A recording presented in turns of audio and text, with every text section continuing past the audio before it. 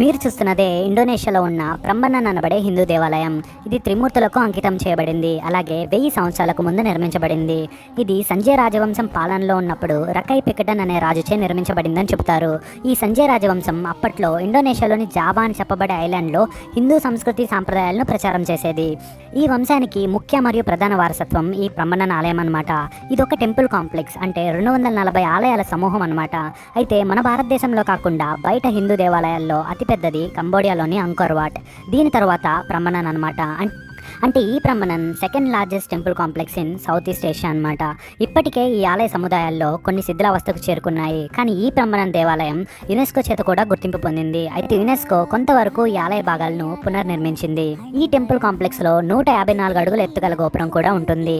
ఇది ఒక హిందూ దేవాలయాల సమూహం అయినప్పటికీ దీని నిర్మాణ శైలి మాత్రం చాలా భిన్నంగా ఉంటుంది. ఇంకొక తెలుసుకోవాల్సిన విషయం ఏంటంటే ఇండోనేషియాలో ఎక్కువగా, అంటే ఆల్మోస్ట్ 85% వరకు ఇస్లాం రిలీజియనే ఉంటుంది.